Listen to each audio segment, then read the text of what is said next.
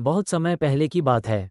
एक विशाल समुद्र के बीचों बीच एक रहस्यमयी द्वीप था जिसके चारों ओर नीला पानी और अनगिनत समृद्ध खजाने छुपे हुए थे। इसी समुद्र में एक जलपरी रहती थी जिसका नाम रूहानी था। उसकी सुंदरता की चर्चा दूर दूर तक थी और वह अपने मधुर स्वभाव और साहस के लिए जानी जाती थी। रूहानी का काम समुद्र की गहराइयों की रक्षा करना था। वह वहाँ के जीव जंतुओं और छिपे हुए खजानों की देखभाल करती थी ताकि कोई अनधिकृत व्यक्ति उन्हें न चुरा सके। एक दिन समुद्र में एक बड़ा जहाज आया जिस पर कुछ खतरनाक लुटेरे सवार थे। इन लुटेरों को ये खबर मिली थी कि इस समुद्र की गहराइयों में अपार खजाने छुपे हुए हैं और उन्होंने इन्हें पाने की योजना बनाई। लुटेरों का मुखिया विक्रम था जो बहुत चालाक और निर्दयी था। उसने अपने साथियों से कहा, इस बार हम जलपरी के राज को जानकर उसका खजाना लूटेंगे, चाहे कुछ भी करना पड़े।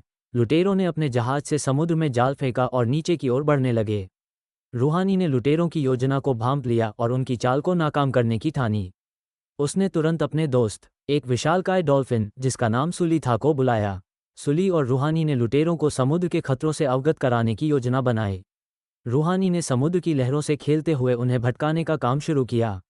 जब लुटेरे समुद्र की गहराइयों में उतरे तो उन्हें चारों ओर केवल अंधेरा और अजीब आवाजें सुनाई देने लगीं। लुटेरों ने सोचा कि यह कोई जादू है और वे डरने लगे।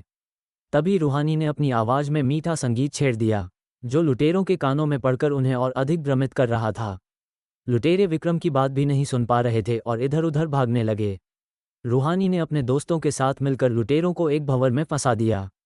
विक्रम और उसके साथी खुद को उस भंवर से बचाने की कोशिश करते रहे, लेकिन अंत में उन्हें खाली हाथ ही भागना पड़ा। समुद्र की शक्तियों और रूहानी की बुद्धिमानी के आगे उनकी एक न चली। इस घटना के बाद लुटेरों ने कभी उस समुद्र की ओर रुख नहीं किया। रूहानी ने समुद्र और उसके खजानों की सुरक्षा बरकरार रखी।